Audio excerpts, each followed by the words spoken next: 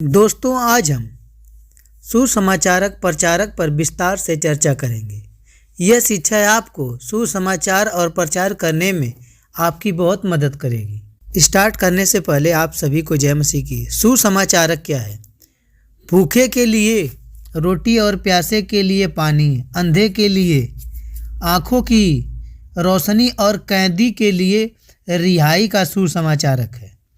लेकिन यहाँ हम जिस सुसमाचारक पर जिक्र कर रहे हैं वह सबके लिए सुसमाचार का है। हर इंसान पापी है और यीशु मसीह का सुसमाचार पाप से मुक्ति का एकमात्र रास्ता है। सुसमाचार यीशु मसीह द्वारा उद्धार है। सुसमाचार शब्द के लिए नया नियम की मूल भाषा यूनानी में जो शब्द आया है वह इवेंगेलियोन, जिसका अर्थ है गुड टाइडिंग, मतलब एक अच्छा संदेश। सुसमाचारक में 3 बातें निहित होती है। पहली बात, यह परमेश्वर की ओर से है अथवा परमेश्वर के द्वारा कहा गया है। दूसरा, यह मानव के लिए आशीषों के समय की खुशखबरी है। तीसरा, क्योंकि यह परमेश्वर की ओर से है और यह मानव के आशीष के लिए और इसलिए इस संदेश को बांटना चाहिए। सुसमाचारक की परिभाषा के बारे में जानेंगे हम। सुसमाचारक प्रचार का मतलब है कि पवित्र आत्मा की सामर्थ्य से सुसमाचार को पेश करना ताकि लोग यीशु मसीह द्वारा परमेश्वर पर विश्वास करें और यीशु को अपना व्यक्तिगत उद्धारकर्ता के रूप में ग्रहण करते हुए उसे अपना प्रभु मानकर कलीसिया के लिए संगति करें और उस संगति के द्वारा उसकी सेवा कर सकें। इन आयतों को हम देखेंगे, परिणाम बहुत गहराई से फिर समझ पाएंगे। 1 कुरिन्थियों 12:3 आयत।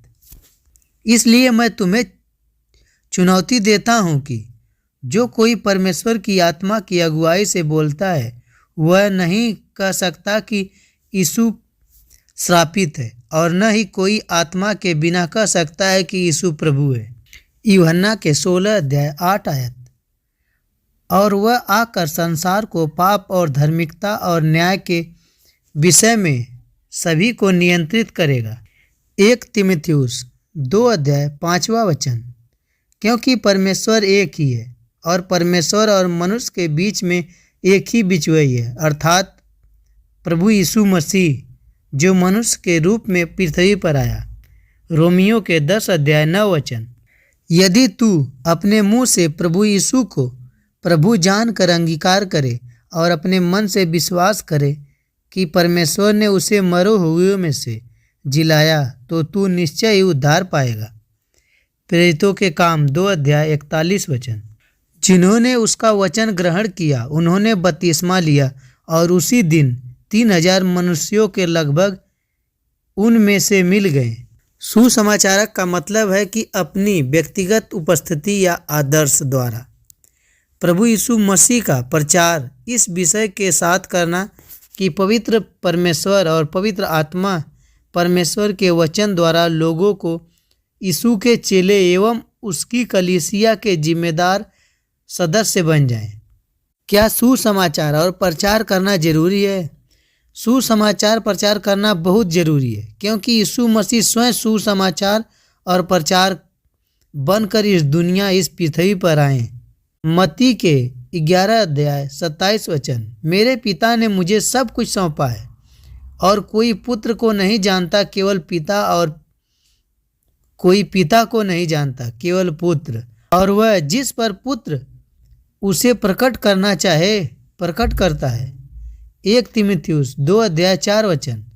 यह वचन चाहता है कि सब मनुष्यों का उद्धार हो और वे सत्य को भली भांति पहचान सकें।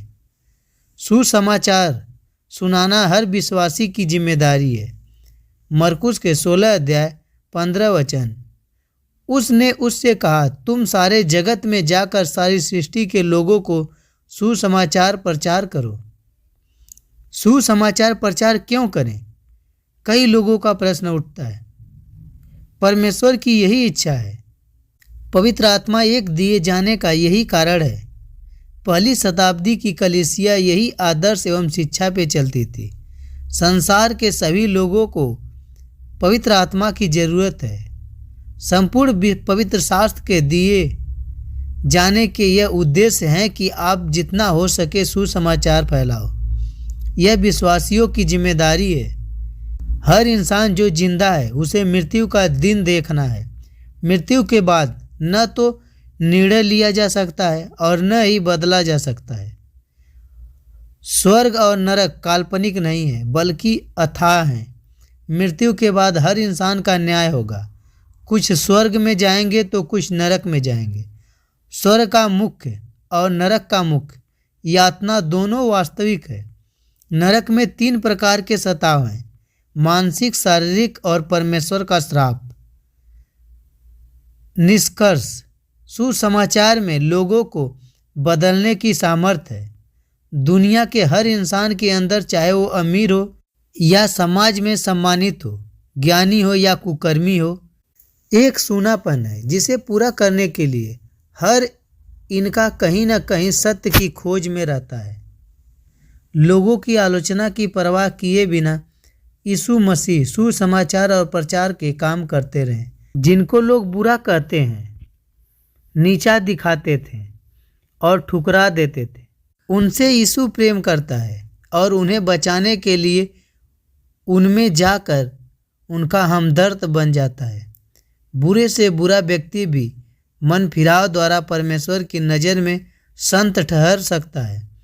प्रभु यीशु मसीह लोगों को ढूंढता हुआ जाता है इस ताक में कि किसको सहारे की ज़रूरत है, और जब कोई दुखी या मजबूर मिलता है प्रभु उसकी मदद करता है। वह चाहता है उसे कोई एक बार बुलाए, याद करे। जब हम प्रभु को बुलाते हैं वो हमारी मदद के लिए हमेशा तत्पर रहता है। आमीन।